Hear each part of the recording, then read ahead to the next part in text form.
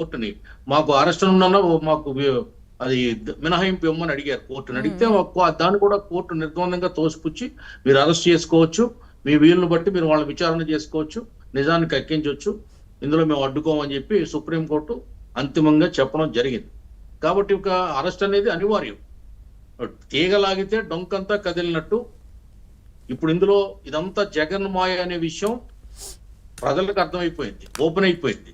కానీ ప్రభుత్వం ఇంకా అధికారికంగా దీన్ని బట్టబయలు చేయాల్సినటువంటి తరుణం ఆసన్నమైంది.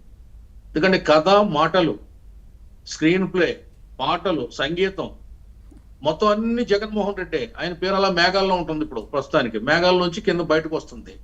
బయటకు వచ్చిన తర్వాత ప్రజల ముందుకు వెళ్తుంది. ప్రజలు ఈయన అసలు స్వరూపం అర్థమవుతుంది. ఎంతకాలం ఇలా చట్టాల్లో ఉన్నటువంటి కొన్ని లొసుగులను అడ్డు పెట్టుకుని తప్పించుకుని తిరుగుతారు.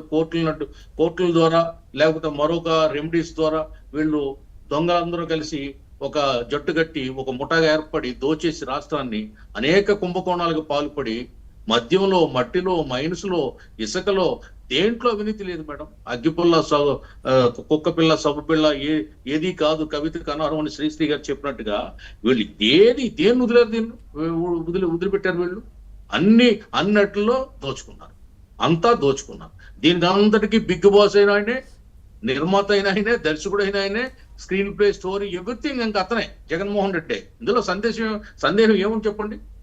ఎవరికి అనుమానం లేదు కనుకే ప్రజలందరూ కూడా అతని మీద మొన్న ఎన్నికల్లో ఒక రకమైన దండయాత్ర చేశారు, ఓట్లతో దండయాత్ర చేశారు. 164 సీట్లు కూటమి కట్టబెట్టారంటే ప్రజలు ఏం చెప్తున్నారు? అతని అవినీతిని బయట పెట్టండి మహాప్రభు, అతను అసలు స్వరూపాన్ని బయట పెట్టండి మహాప్రభు, మా రక్తం తాగేశాడు, మా పచ్చినెత్తులు పీల్చేశాడు, ఆ కల్తీ మద్యం తీసుకొచ్చి, అలా చీప్ లిక్కర్ తీసుకొచ్చి వ్యాపారం చేసుకుని ప్రభుత్వం కొట్లు పెట్టి మమ్మల్ని లూటీ చేశాడు, మా భార్య బిడ్డలను బాగు చేస్తానని చెప్పాడు, సంసారాలు సర్దిద్దానని చెప్పాడు, నిషేధిస్తానని చెప్పాడు, స్టార్ హోటల్లోనే మద్యం దొరికేలా చేస్తానని చెప్పాడు. ఆ మాయమాటల్లో పడిపోయాం. తీరాపోతే మా ఒళ్ళు ఇల్లు అన్ని గొల్లైపోయినాయి.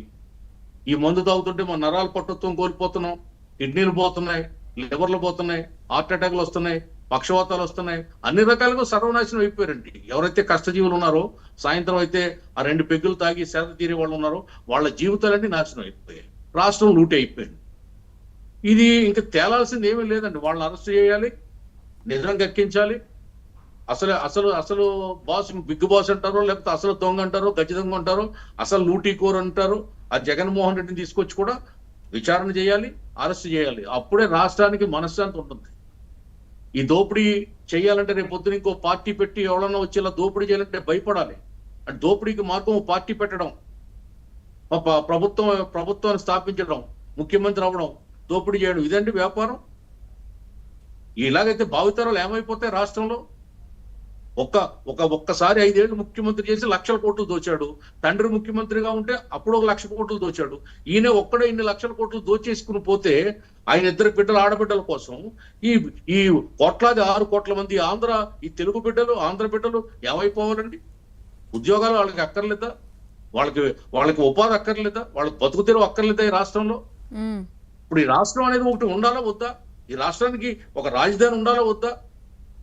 రాష్ట్రంలో ఒక నిజమైనటువంటి రాజ్యాంగబద్ధమైనటువంటి ప్రభుత్వం ఉండాలా వద్దా? ఎంతకాలం ఈ ఆటలు సాగుతాయి?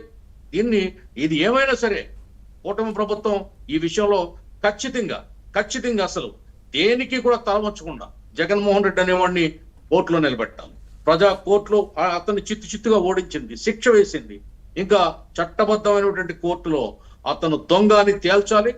అతను పంది కుక్కలాగా మెక్కింది కక్కించాలనేదే ఆ 6 కోట్ల మంది ఆంధ్రుల హృదయ ఘోష.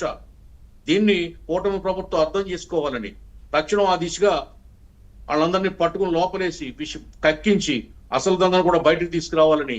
ఈ జగన్మోహన్ రెడ్డి అనేవాడిని స్వేచ్ఛగా వదిలేస్తే మళ్ళీ పార్టీ అంటున్నాడు, అక్కడేదో ధర్నా అంటాడు, ఇక్కడేదో ఇది అంటాడు. చిన్న విషయాలను పట్టుకుని పెద్దది భూతత్వంలో చూపించి ప్రజలను మళ్ళీ తప్పుదోవ పట్టించి కూటమి ప్రభుత్వం అయిపోయింది, కూటమి ప్రభుత్వం మీద ప్రజల్లో వ్యతిరేకత వచ్చేసిందని ఎపిసోడ్లు చేస్తాడు, డ్రామాలు నడుపుతాడు, ఓడికత్తి డ్రామాల్లాగా. రకరకాల వీధి భాగవతాలు రక్తి కట్టించాలని చూస్తున్నాడు. పాపం అదేమీ కుదరట్లేదు. కాబట్టి ఈ ఒక్క లిక్కర్ కేసు ఒకటే కాదు, చాలా అవినీతి ఉంది, చాలా అన్ని శాఖల్లో అవినీతి జరిగింది.